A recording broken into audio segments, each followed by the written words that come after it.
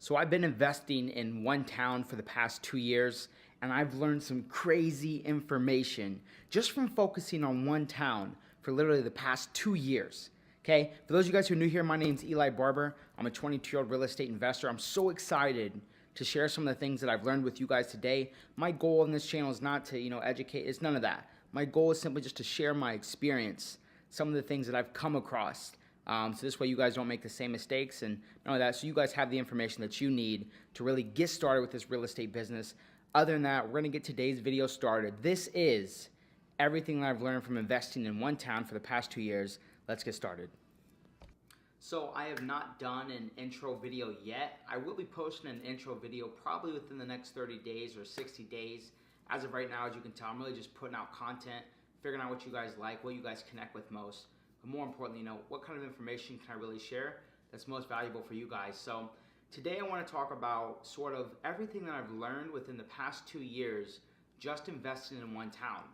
I want to talk about how I was even able to select a town, right? How I was able to start doing business in that town. And more importantly, what were some of the patterns that I saw?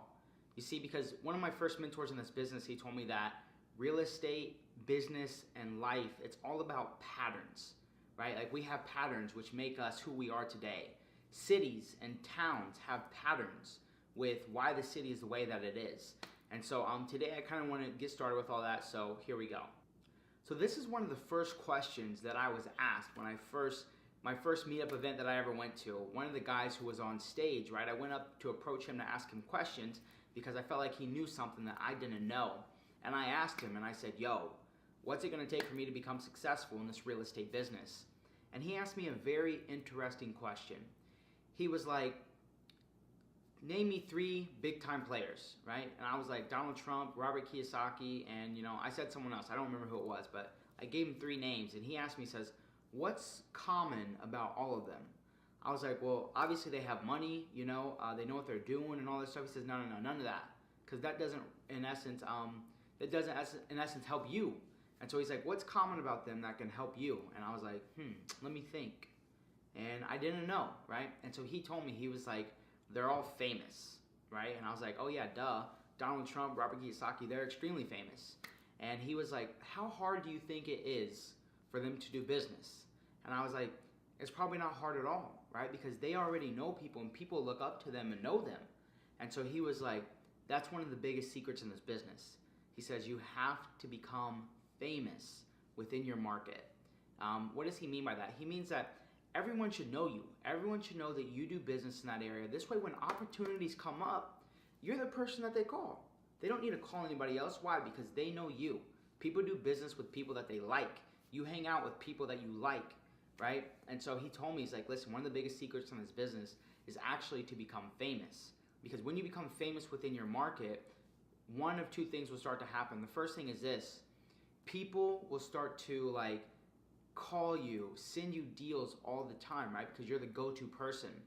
And so because of that, that's when I made the decision that, over these next 365 days, right?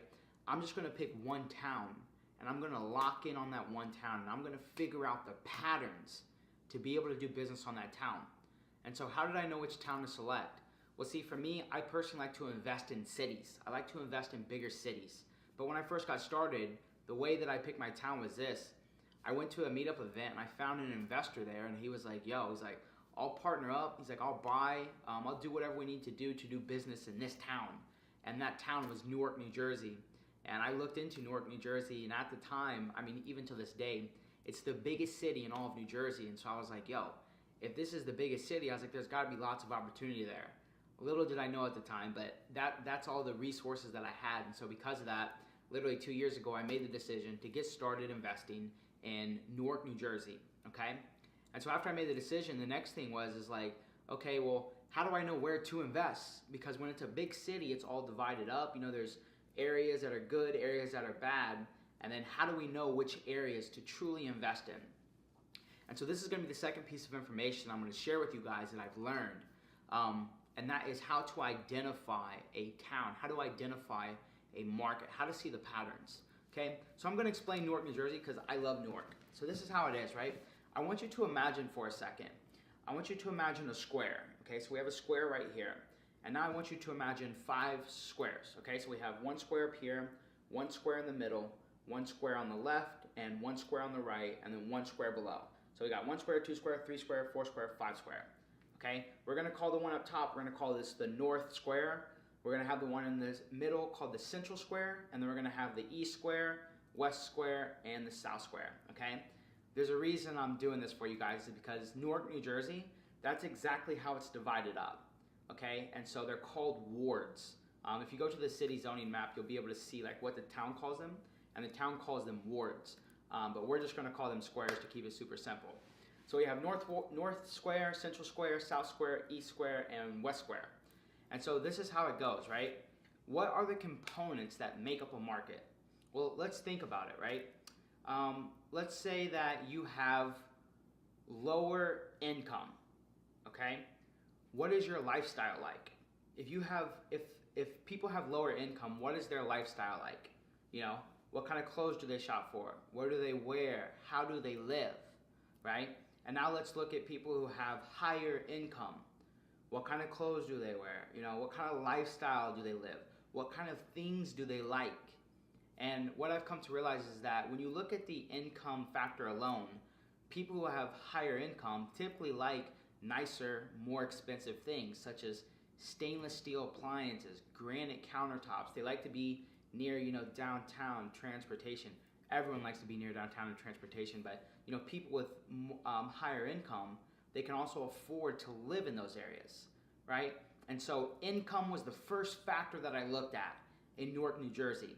And so you can literally go to Google, okay? You can go to Google, you can type in median income map, and a whole map of the United States is gonna pop up. And you can literally look to where it's almost street by street, and you can identify like which streets have higher income and which streets have lower income. What I'll do for you guys that are watching today, for anyone who does subscribe, I will put it in the section down. I'll put it in the comment section down below. The median income map that I personally use. Okay, and so what we do is whenever we're looking at a market to invest in, the first thing that we always look at is we look at income, right? We pull up the median income map and we just search the town. We figure out which areas have higher income. We figure out which areas have lower income. And after we have that data plotted, we say, okay, great. What's the next piece of information that we need to have so we can understand this town? And so for us, or what I've come to learn is that the next piece of information that I need is, it's like, so after we figure out the income, now the question becomes, who's living here, okay? Who's living in these houses, in the units? Is it owners or is it renters, right? And so the next piece of information that I look up is actually owner occupancy map.